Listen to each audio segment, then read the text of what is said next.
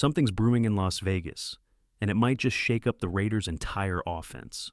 Rumors are swirling. Are the Raiders really planning to go with a running back by committee? That's the kind of move that makes fans nervous, especially when you've got a potential star like Ginty sitting on your roster. This week's minicamp revealed something that flew under the radar, but not anymore. We're going to break it down: who was on the field, what it means, and which current player's spot might be in danger. And believe it or not, whispers around the league say even Andy Reid might be keeping a close eye on what's happening in Vegas. Yeah, it's getting real. But before we dive into the latest breaking Raiders news, pause for just a second. If you're a true Raiders fan, smash that subscribe button, give this video a like, and don't forget to hit the bell icon so you never miss an update. This channel is your home for all things silver and black. Now, back to it. There's been a lot of confusion lately, especially after Pete Carroll's recent comments about the RB committee approach. That sent a ripple through Raider Nation. People wondering, wait, didn't we draft Ginty at number 6 overall? Relax, let's clear it up. Using a committee doesn't mean Ginty isn't the guy. He's still the clear lead back. The Raiders are simply building depth and keeping defenses guessing. Ginty will get the majority of touches, no doubt. But sprinkling in other backs, that's just smart football in today's league. And if you haven't heard who's been quietly making noise at camp, stick around. You're about to find out which underdog is creeping into the picture. Whispers of a running back committee in Las Vegas? Let's clear the fog, because Raider Nation deserves clarity, not confusion. Pete Carroll's comments have stirred the pot. He praised the idea of multiple backs sharing the load. And suddenly people are wondering, wait, what about Ashton Ginty? Let's stop right there. The Raiders may be adjusting their scheme, but make no mistake, Ginty is still the alpha in this backfield. This guy was drafted to carry the rock, and that's exactly what he's going to do. The idea of a committee is about depth, strategy, and long-term health, not replacing the lead dog. At minicamp, Ginty dominated reps. His explosiveness, patience, and footwork were on full display. Coaches took notice, so did teammates. And quietly, so did the rest of the AFC West. Sure, Zamir White and Sincere McCormick are going to get snaps. That's normal. Every top team rotates backs now to keep the engine running late into the season. But don't twist the narrative. Ginty is RB1.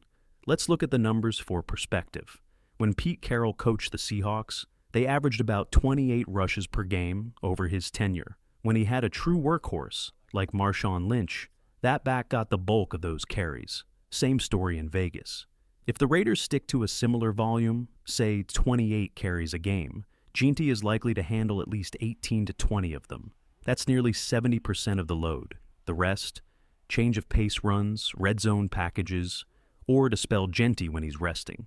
So Raider Nation, don't let the committee talk rattle you. This isn't about replacing Ginty. It's about strengthening the entire ground game to stay dangerous all 4 quarters. And trust me, other teams are already watching, Andy Reid included. Let's talk numbers, because they don't lie.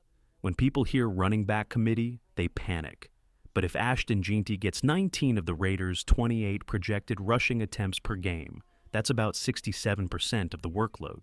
For context, that's more than Ezekiel Elliott carried during his prime in Dallas. Ginty wouldn't just be a starter, he'd be the workhorse.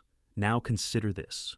Over a 17-game season, that's roughly 320-plus carries. That's elite territory.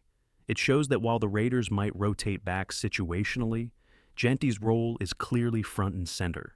Now, let's flip the page to the offensive line, because no running back thrives without the big men up front. Here's what caught some eyes at minicamp. A towering figure wearing number 63. That man was Caleb Jones, and he looked like a literal wall on the field. At 6'9", 370 pounds, Jones is a mountain with cleats. Jones has NFL experience. He spent time with the Green Bay Packers, and most recently was on the Patriots practice squad. The Raiders invited him to minicamp, and while it's not a signing yet, it's clear they're exploring more depth in the trenches. Why does that matter? Simple.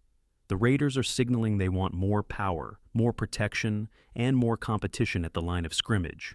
Bringing in someone like Caleb Jones means they're not satisfied with just maintaining the status quo. They're looking to build a wall for Ginty to run behind and buy more time for their quarterback. And when a team starts beefing up the line at this stage, it means one thing: they're getting serious. The Raiders may have just shaken things up on the offensive line, and some current players should be on high alert.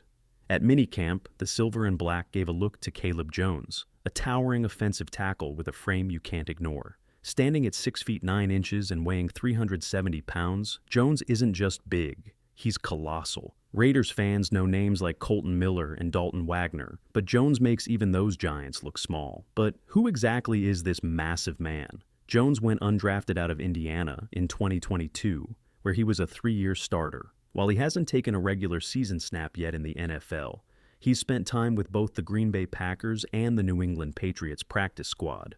More importantly, he brings versatility, able to line up at both left and right tackle, which makes him a wild card the Raiders are seriously considering.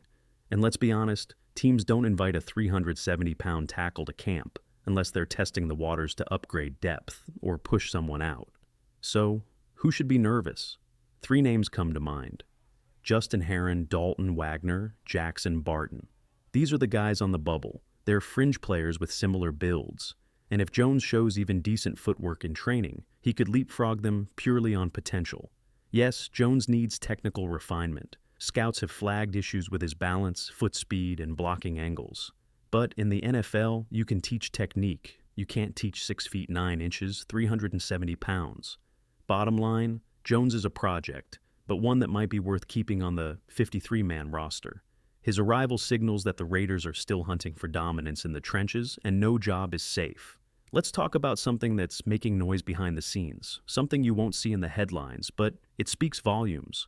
The defending Super Bowl champs, yes, the Kansas City Chiefs, are already preparing for the Las Vegas Raiders. Let that sink in. During their latest OTA practices, the Chiefs were spotted using scout teams to simulate the Raiders' play style, working 1s versus 2s to prep against a Silver and Black attack that clearly has their attention. And the day before, they were prepping for the Chargers. This might sound like routine practice work, but let's be real. Andy Reid and Patrick Mahomes don't waste time scheming for teams they don't take seriously. The fact that Kansas City is structuring entire drills around stopping the Raiders this early in the offseason, that's not just strategy, that's respect. And honestly, it's earned. The Raiders are quietly building something gritty: physical defense, a new energy on offense, and players like Ashton Jeanty and Brock Bowers who are shaking expectations. It's not just Raider Nation that believes this team could surprise people, it's the top dogs in the AFC who are already looking over their shoulders. This isn't last year's Raiders team, and the Chiefs know it. The calendar may say June, but the message is loud and clear. The Raiders are already on the Chiefs' radar. When the most dominant team of the last half-decade, the Kansas City Chiefs, start simulating your schemes and off-season drills, it means one thing: they're watching you closely. Andy Reid doesn't spend time preparing for a team unless he sees them as a real threat.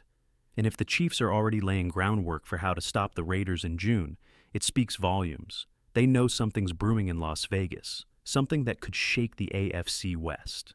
This is no longer a rebuilding squad or a team trying to find its identity. The Raiders are forming an edge, a toughness and unpredictability that even elite franchises like the Chiefs are taking seriously. So if anyone still thinks June practices don't matter, just remember, the champions think otherwise, and they've got their eyes set on the Raiders.